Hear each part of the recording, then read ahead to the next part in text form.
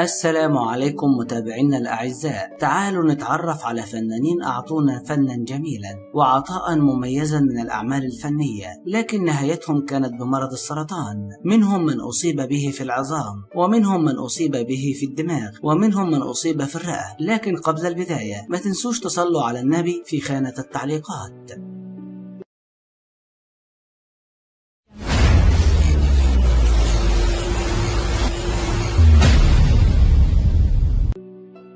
الفنانة معالي زايد أصيبت بسرطان الرئة، وكان سبب وفاتها في 10 نوفمبر عام 2014 عن عمر ناهز 61 سنة.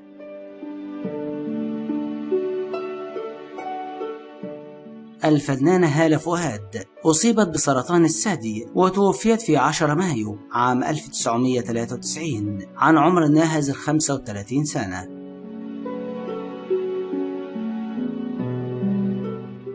الفنانة فايزة كمال أصيبت بسرطان الكبد، وتوفيت في 26 مايو عام 2014 عن عمر ناهز 53 سنة.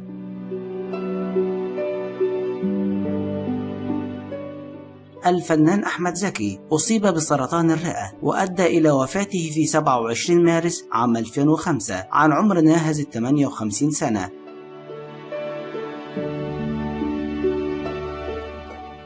الفنانة سامية جمال أصيبت بالسرطان، وتوفيت في 1 ديسمبر عام 1994 عن عمر ناهز 70 سنة.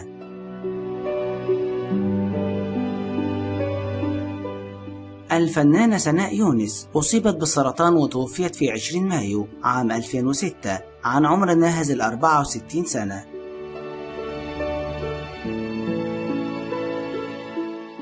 الفنان صلاح رشوان أصيب بالسرطان، وتوفي في 20 فبراير عام 2017 عن عمر 66 سنة.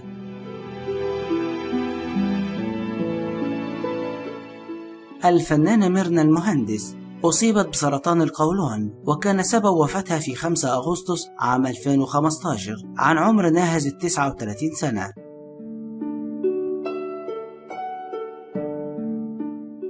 الفنان محمد قنديل أصيب بالسرطان، وتوفي في 9 يونيو عام 2004 عن عمر ناهز 75 سنة.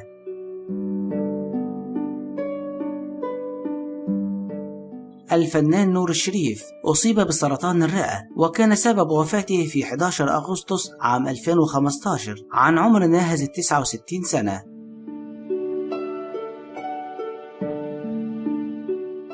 الفنانة فايزة أحمد أصيبت بسرطان الثدي، وكان سبب وفاتها في 21 سبتمبر عام 1983 عن عمر 48 سنة.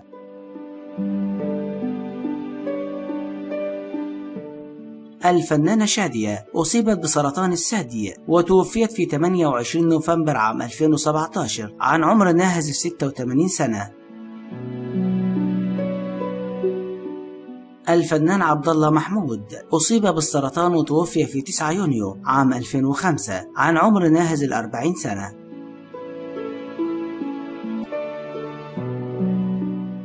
الفنانة زيز البدراوي وكان سبب وفاتها 31 يناير عام 2014 عن عمر ناهز 69 سنة.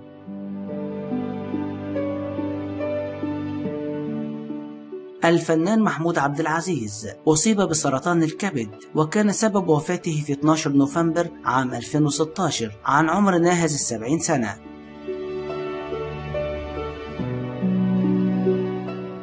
الفنانة هياتم أصيبت بسرطان القولون، وتوفيت في 27 يوليو عام 2018 عن عمر ناهز 70 سنة.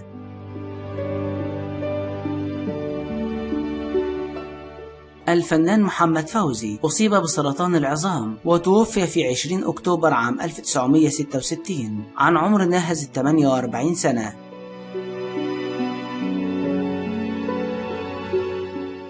الفنانة ناهد شريف أصيبت بسرطان الثدي، وتوفيت في 7 أبريل عام 1981 عن عمر ناهز 39 سنة.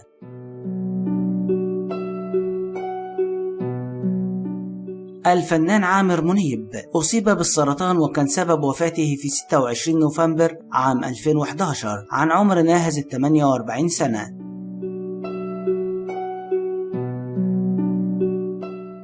الفنانة مديحة كامل أصيبت بالسرطان وتوفيت في 13 يناير عام 1997 عن عمر ناهز 48 سنة.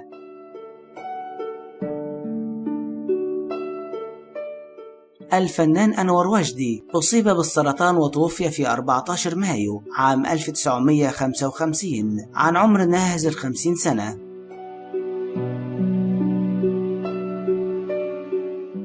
الفنانة نعيم عاكف أصيبت بالسرطان وكان سبب وفاتها في 23 أبريل عام 1966 عن عمر ناهز 36 سنة.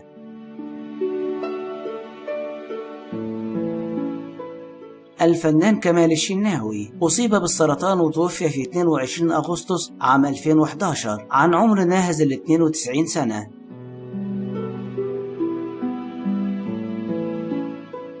الفنانة مها صبري أصيبت بالسرطان وتوفيت في 16 ديسمبر عام 1989 عن عمر ناهز 57 سنة.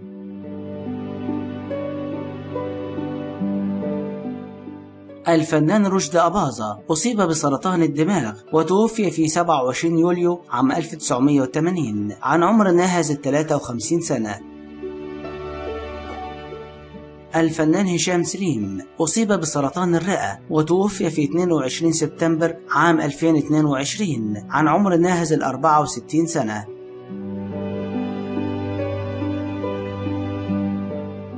الفنانة مها أبو عوف أصيبت بسرطان الرئة وتوفيت في 6 يناير عام 2022 عن عمر ناهز 65 سنة.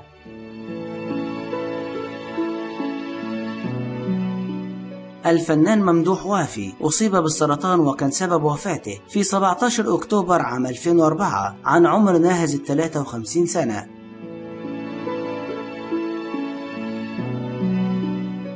الفنانة نوال أبو الفتوح أصيبت بسرطان العظام وتوفيت في 10 أبريل عام 2007 عن عمر ناهز 67 سنة.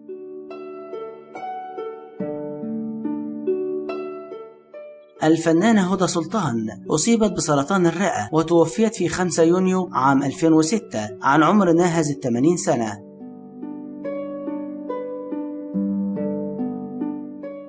الفنان عادل أدهم أصيب بسرطان الرئة وتوفي في 9 فبراير عام 1996 عن عمر ناهز 67 سنة.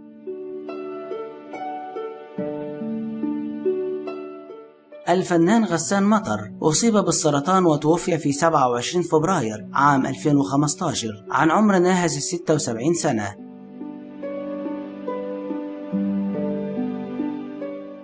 الفنان فاروق الفيشاوي أصيب بالسرطان وتوفي في 25 يوليو عام 2019 عن عمر ناهز 67 سنة.